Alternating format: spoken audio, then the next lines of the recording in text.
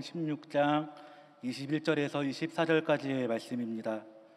신약성경 27면에 있습니다. 마태복음 16장 21절에서 24절의 말씀을 제가 봉독해 드립니다.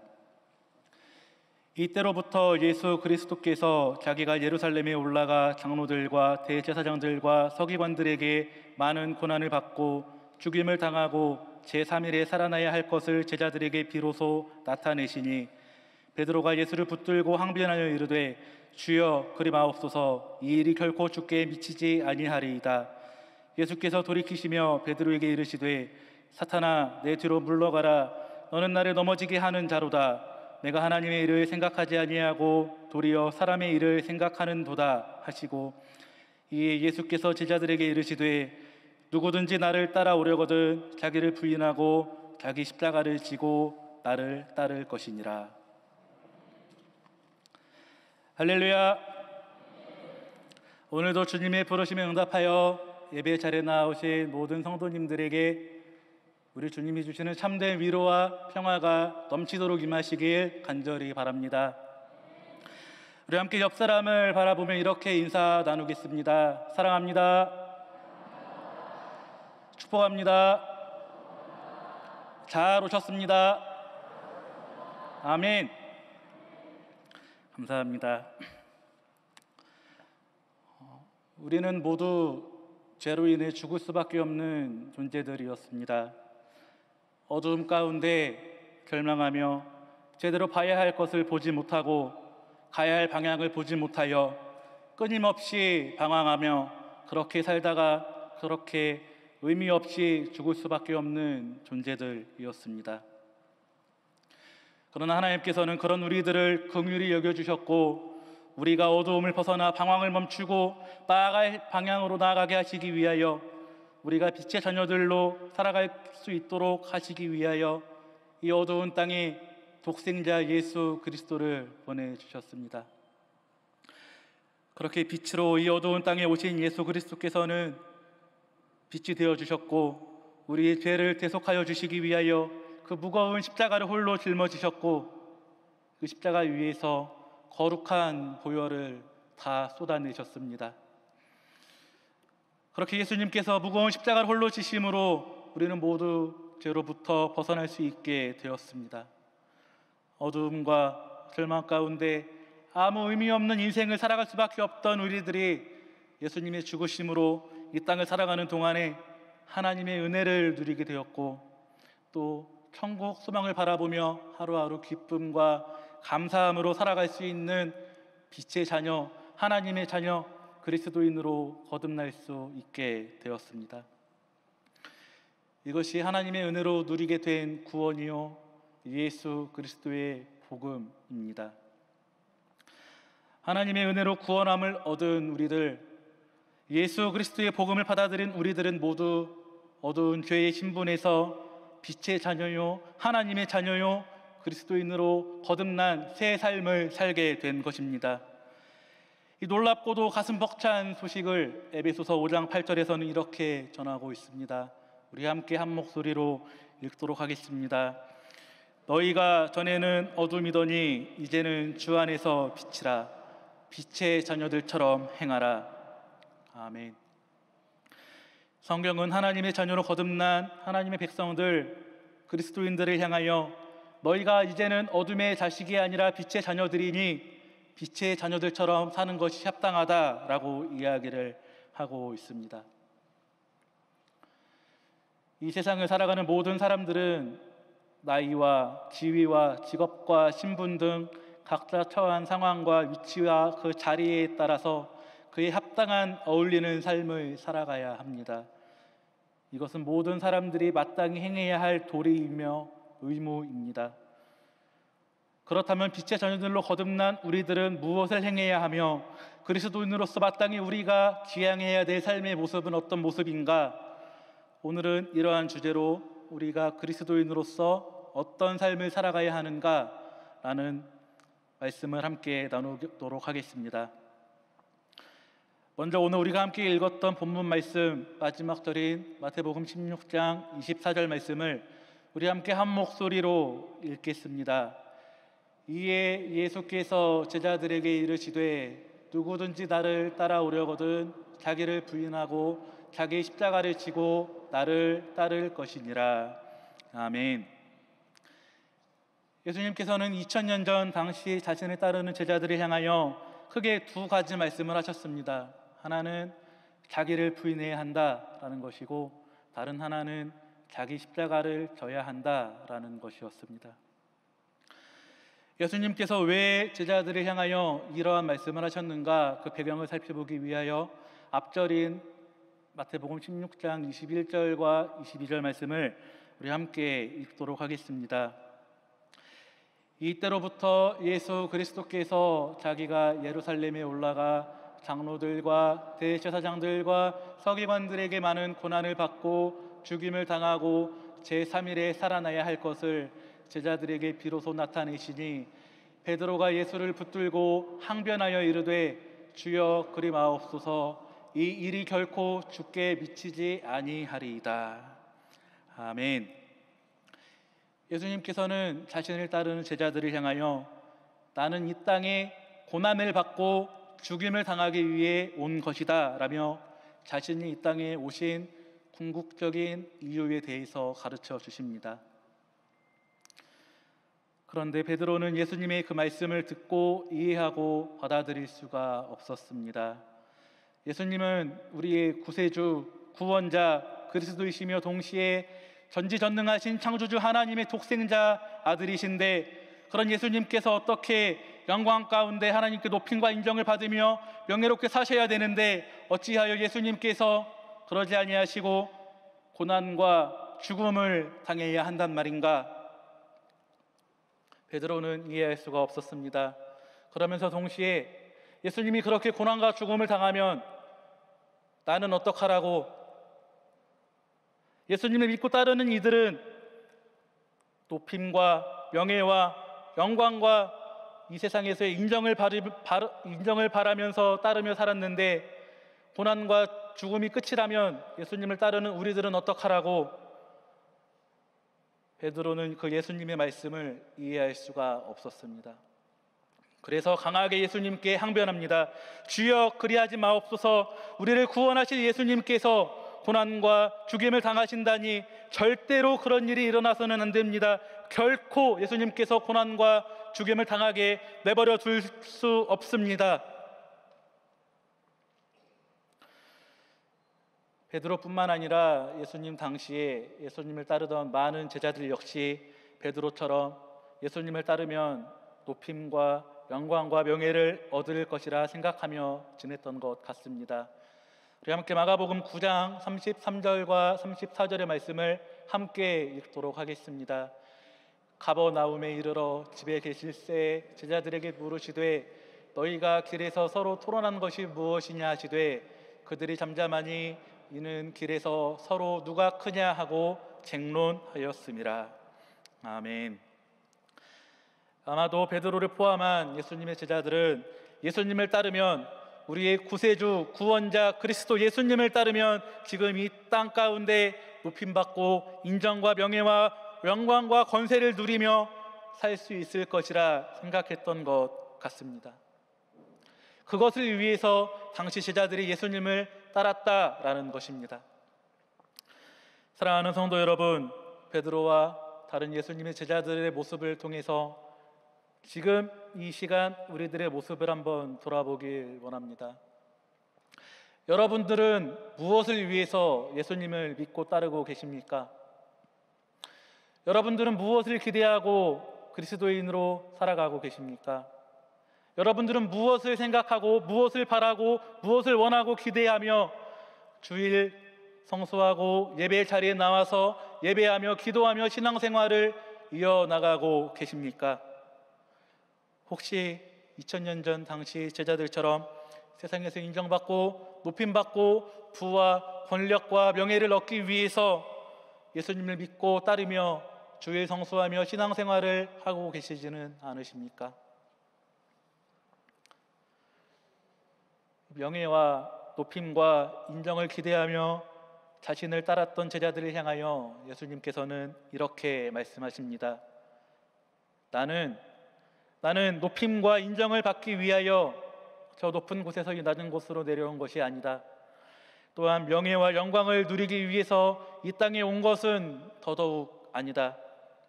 나는 오직 하나님을 높이고 고난받고 죽임당하기 위하여 너희를 구원하시려는 하나님의 뜻을 이루기 위하여 이 땅에 온 것이다. 그러니 너희도 나를 따른다고 한다면 나처럼 자기를 부인하고 하나님을 높이는 인생을 살아가야 한다.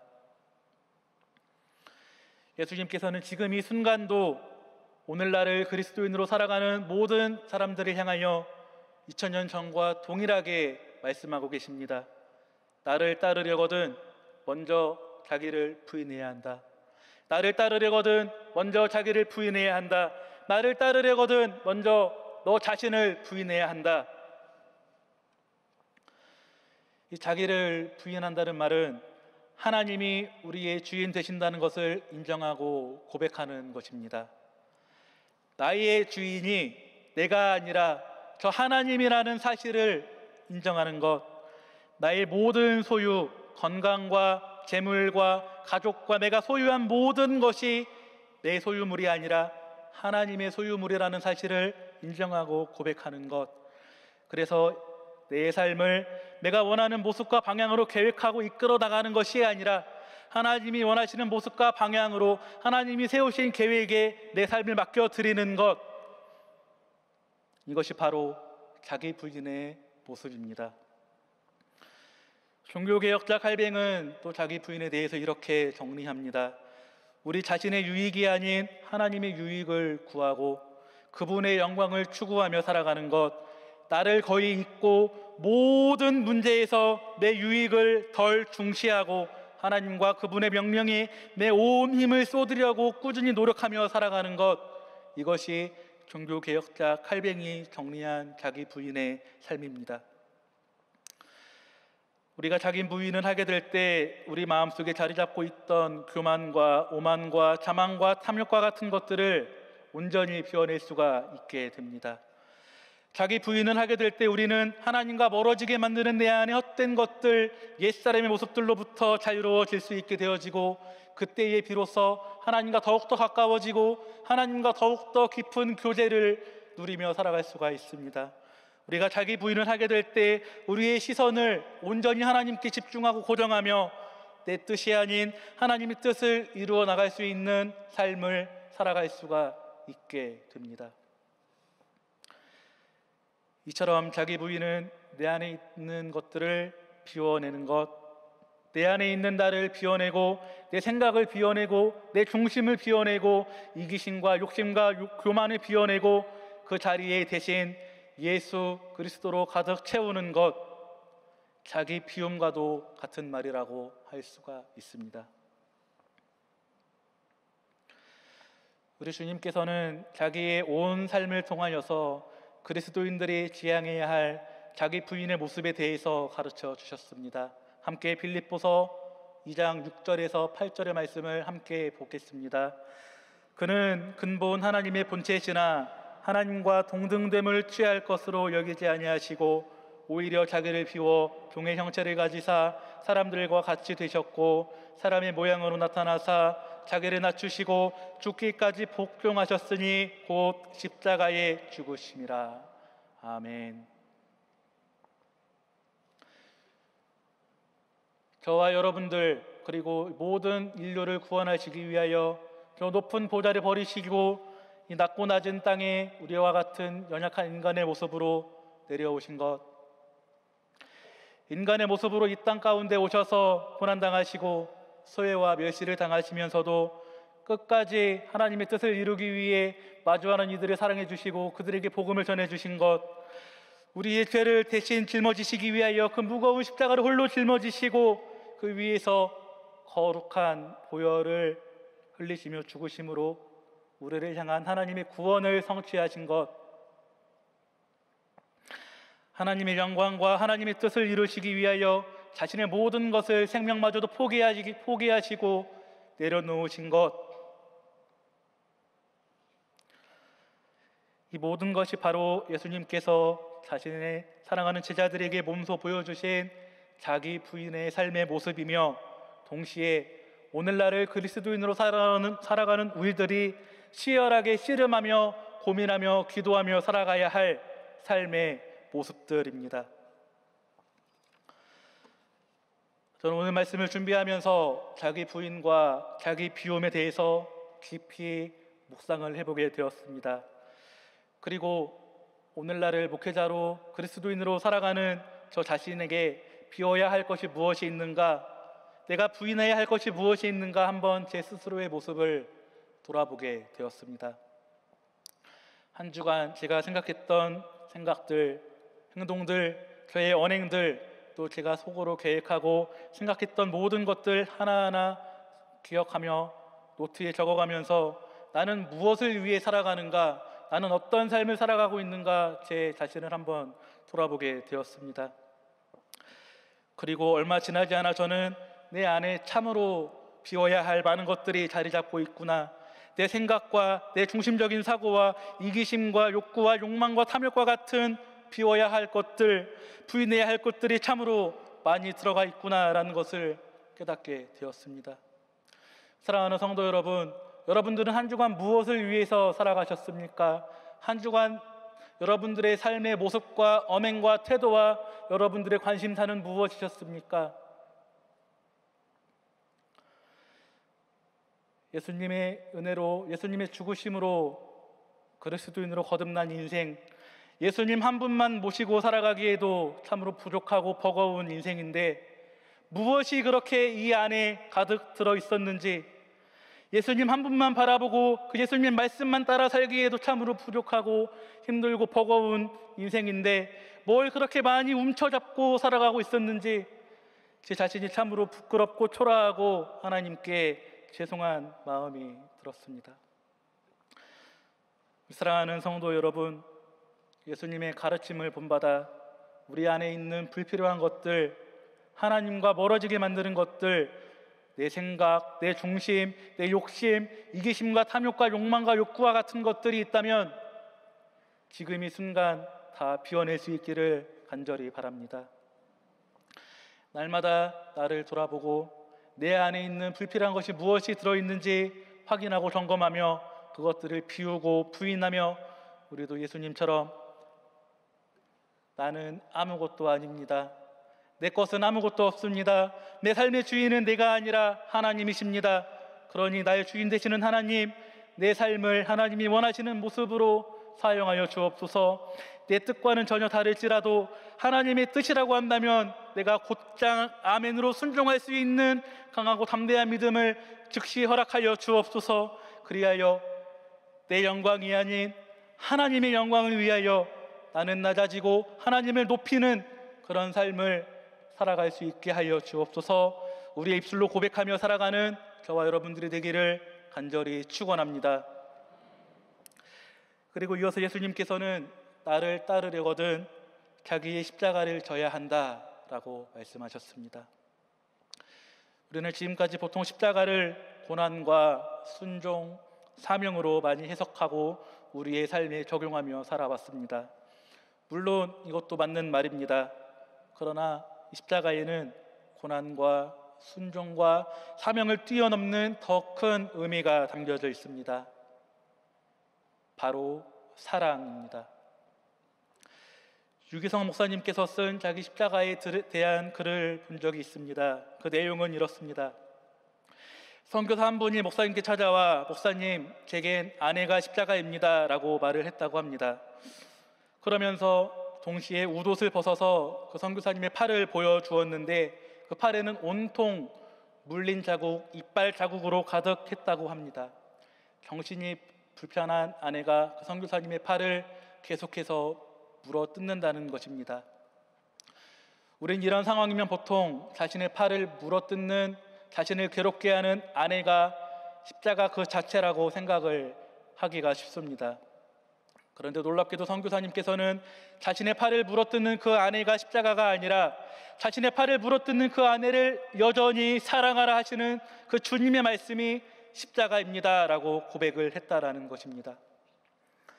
십자가에는 이처럼 고난과 순종, 사명을 넘어서는 사랑이라는 의미가 담겨져 있습니다.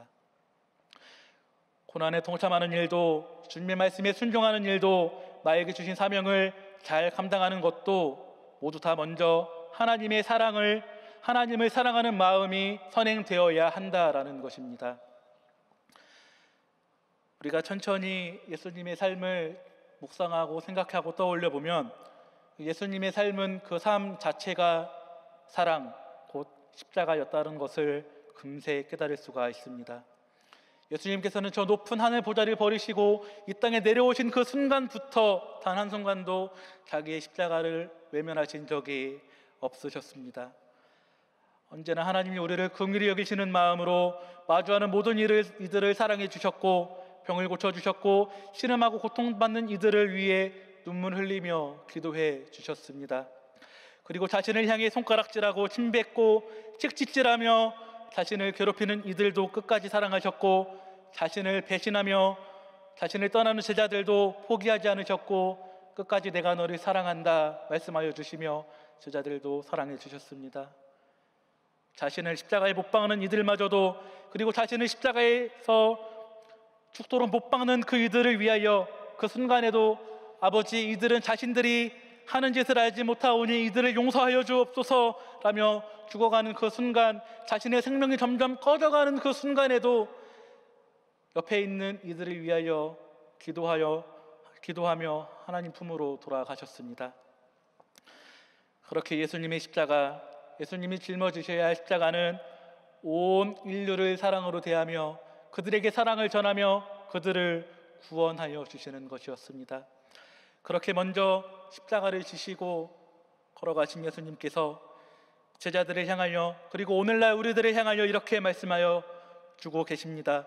나를 따르려거든 십자가를 지고 따라오라. 너희가 그리스도인으로 살아가고자 한다면 너의 십자가를 지고 따라와라. 나를 따르려거든 너희 십자가를 져라. 이 말은 너희 자리에서 최선을 다해 하나님을 사랑해라. 그리고 너가 마주하는 모든 이들을 사랑으로 대해 주어라. 비록 그들이 너희 마음을 몰라주고 너를 모욕하고 너희 얼굴에 침뱉고 손가락질하고 때로는 너희를 고통스럽게 할지라도 결코 그 사랑을 멈추지 말고 끝까지 사랑하라. 예수님처럼 죽기까지 사랑해라. 이것이 바로 예수님께서 제자들에게 가르쳐 주신 자기 십자가를 지는 삶이며, 오늘날 우리가 실천해야 할 십자가를 지는 삶의 모습입니다. 사랑하는 성도 여러분, 그리스도인으로 살아가는 우리들은 오늘날 어떤 모습으로 어떤 삶을 살아가고 있습니까? 예수님처럼 날마다 자기 십자가를 지고 살아가고 계십니까? 아니면 내가 지고 싶은 십자가는 기쁨으로 지면서 동시에 내가 지기 싫은 불편한 십자가는 모른 척 외면하며 선택적으로 입맛에 맞게 십자가를 골라지며 살고 있지는 않으십니까? 예수님께서는 선택적으로 지고 싶은 십자가만 골라서 지며 살라고 하지 않으셨습니다. 누가복음 9장 23절의 말씀입니다. 우리 함께 읽겠습니다. 또 무리에게 이르시되 아무든지 나를 따라오려거든 자기를 부인하고 날마다 제 십자가를 지고 나를 따를 것이니라. 아멘. 예수님께서는 나를 따라오려거든 날마다 십자가를 지고 따라오라, 이렇게 말씀하셨습니다. 사랑하는 성도 여러분, 우리도 예수님처럼 날마다 십자가를 지며 살 수 있기를 바랍니다. 오늘은 십자가를 지고 내일은 십자가를 외면하지 마시고, 오늘도 내일도 그 다음 날도 다음 달도 내년에도 여전히 한결같은 모습으로 예수님처럼 날마다 십자가를 지고 살아가는 여러분들 되시기를 간절히 바랍니다. 예수님께서 가르쳐주신 그 사랑, 예수님께서 목숨까지 버려가면서 보여주시고 가르쳐주신 그 사랑, 우리도 예수님을 닮아 실천하며 살아갈 수 있기를 간절히 바랍니다.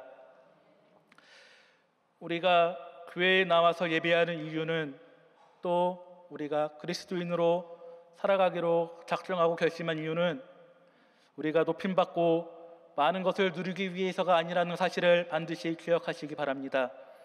우리가 교회에 나오는 이유가 무엇입니까? 우리가 매주 주의 성수하며 예배드리며 기도하며 신앙생활을 이어나가는 그 이유가 무엇입니까? 그것은 바로 예수님처럼 날마다 자기를 부인하고 날마다 자기 십자가를 지기 위해서라는 것을 우리가 반드시 기억하며 살아갈 수 있기를 바랍니다. 그리고 이를 위해서 매 순간 우리 삶의 자리에서 치열하게 씨름하며 살아가는 저와 여러분들이 되시기를 간절히 축원합니다. 함께 기도하겠습니다. 사랑의 주님, 참으로 감사드립니다. 지난 한 주간도 주님께서 저희들을 지켜 보호하여 주시고 오늘 거룩한 안식일 주님 전으로 불러주셔서 함께 말씀을 나누고 기도하며 예배할 수 있도록 인도해 주시니 참으로 감사드립니다. 하나님, 오늘 말씀을 통해 귀한 깨달음 주심도 감사드립니다. 예수님께서 보여주신 것처럼 우리들도 날마다 나를 부인하고 우리 안에 불필요한 것들을 다 비워내며 나에게 맡기신 그 십자가를 지고 날마다 한 걸음 한 걸음 걸어갈 수 있도록 주님께서 저희들의 삶을 인도하여 주옵소서. 예수님의 이름으로 기도드립니다. 아멘.